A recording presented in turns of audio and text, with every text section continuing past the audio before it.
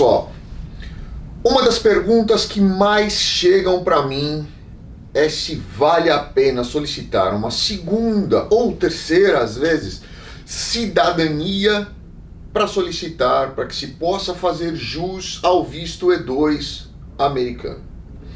Essa é uma pergunta muito comum, essa é uma pergunta que muitas pessoas tentam se programar, se planejar, se estruturar, para que um dia tenha aí uma possibilidade de um visto E2, por exemplo.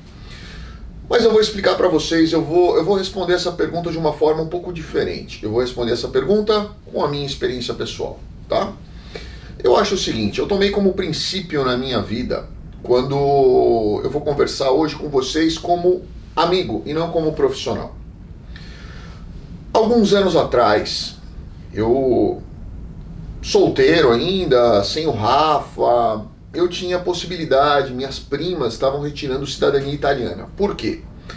Minha avó era descendente direto de italiano. Minha avó, inclusive, era italiana. Minha avó se chamava Luzia Fecchio. Então vinha de um óbvio, primeiro e segundo nome e totalmente italianos. E isso dava pra gente a possibilidade de solicitar a cidadania italiana, o passaporte italiano. E talvez eu acho que eu tenha sido o único na minha família.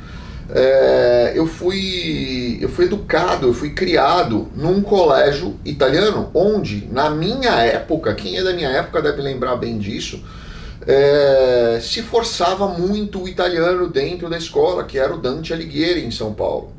Então a gente tinha, desde a hora que a gente entrava na primeira série até o terceiro colegial, você tinha aulas em italiano, aulas de italiano.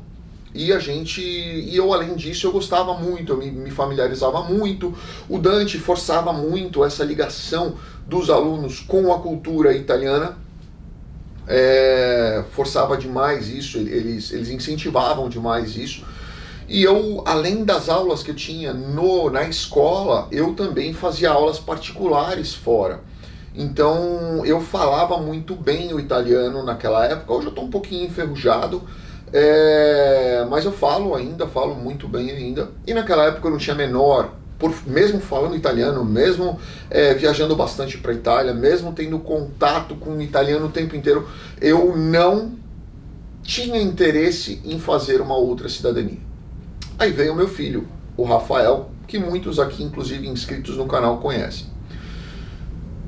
Quem é pai sabe que a vida da gente muda, né?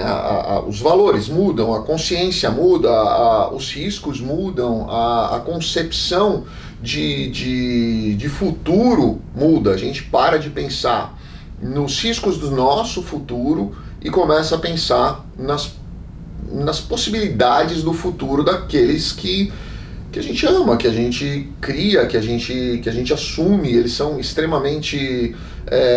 a gente não conhece o amor até efetivamente a gente ser pais, né? Eu digo sempre isso para as pessoas. A gente passa a ter uma concepção diferente de amor, de vida, de tempo de vida, né? Eu acho que quando a gente é solteiro, a gente não pensa muito no dia de amanhã. Obviamente, a gente quer trabalhar. Eu sempre fui assim na minha vida, mesmo solteiro. Eu buscava trabalhar e estudar. A minha vida sempre foi trabalhar, estudar, buscar conhecimento, tentar coisas novas, fazer coisas... Minha vida sempre foi essa. Quando o Rafa veio, isso mudou muito na minha vida, né? A gente, calma aí, que aqui o risco é muito grande, vamos um pouco mais pensando mais para um outro lado.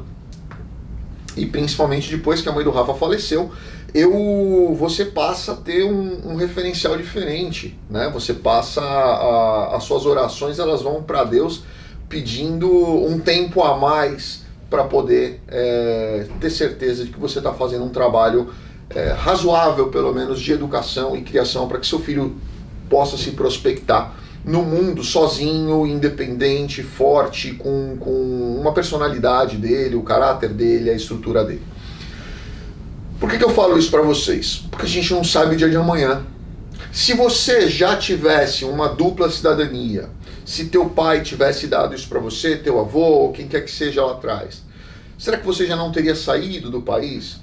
Será que você... Ah, não, eu não teria, eu ficaria onde eu tô. Ótimo, bacana. Mas será que os seus filhos não vão querer sair por alguma oportunidade de trabalho, por exemplo? Imagina hoje, se você tem uma dupla cidadania e você recebe uma proposta de trabalho sensacional, sei lá, na Espanha, por exemplo. Você não iria? Eu fiz um áudio no nosso canal de podcast, eu vou deixar agora em todos os vídeos o nosso novo canal de podcasts. Entrem lá, confiram, vocês vão ver alguns áudios. Eu vou falar inclusive dessa questão familiar, estrutural. Eu gostaria realmente de trazer reflexão às pessoas, um pouco de maturidade e avaliação, né? Pode ser que eu fale besteira e as pessoas discordem, mas pelo menos elas vão enxergar um outro ponto de vista.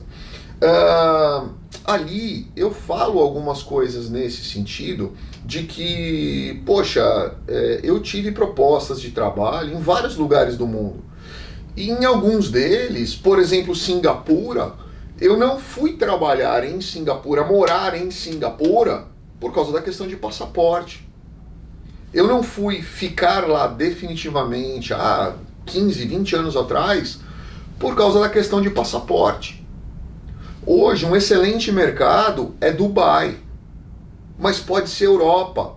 Então, as perguntas muitas vezes chegam nesse sentido de, poxa, vale a pena eu tirar uma dupla cidadania para eu, de repente, amanhã aplicar um visto E2? Não, vale a pena você tirar uma dupla cidadania para você deixar para o seu filho uma série de possibilidades onde ele vai poder ter capacidade de escolha num mundo que a gente não sabe como vai estar daqui 10 anos. Quem vai ser a grande potência mundial daqui 10 anos a gente não sabe prever com certeza. A gente tem expectativas, mas a gente não sabe o que pode acontecer. A gente não sabe se amanhã pode ter alguma reviravolta mundial. A gente não sabe se amanhã a ONU deixa de existir, cria-se uma nova organização com novos aliados, com uma nova concepção de mercado internacional. A gente não sabe se os países vão resolver abrir fronteiras, fechar fronteiras, criar parcerias, a gente não sabe. Então hoje, se você tem capacidade de tirar uma cidadania por ascendência de qualquer país que o valha, tire. Cuidado com a questão da incompatibilidade. Singapura, por exemplo, que eu sou apaixonado, Singapura é um país que não permite dupla cidadania. Se você pede a cidadania do país, você tem que denegar a cidadania de qualquer outro país. Então, você toma só cuidado com isso. Mas se vale a pena tirar outras cidadanias, é lógico que vale, né? Tem a questão que muitas pessoas falam, não, mas não permite... eu até vi outro dia um advogado falando isso, foi agora, recente. Falou, não pode, constitucionalmente não pode, o brasileiro não pode ter dupla cidadania. Fala uma besteira, vira a página da Constituição Federal, está escrito ali, salvo os países que tenham acordo. Então, assim, tirem, se vocês têm essa possibilidade, não pensem em mudar de país, não tem problema, tirem para os seus filhos. Isso é o que a gente deixa para eles, a liberdade de poder escolher, de poder viajar, de poder conhecer uma cultura diferente, de poder conhecer um povo diferente, de aprender coisas diferentes. É isso que a gente deixa para os nossos filhos. Dinheiro acaba, a gente trabalha muito, deixa uma fortuna. Dinheiro acaba, a gente não sabe o dia de amanhã, mas o que a gente cria de consciência, de valores, de capacidade de decisão, é isso que a gente deixa para eles. Então, se você tem a possibilidade de abrir a porta do mundo, ou de pelo menos alguns países para os seus filhos, pensem nisso, hoje ou amanhã. E se você não tem filhos, possivelmente um dia você vai ter, então peça, tá bom? Grande abraço, fiquem com Deus. Obrigado.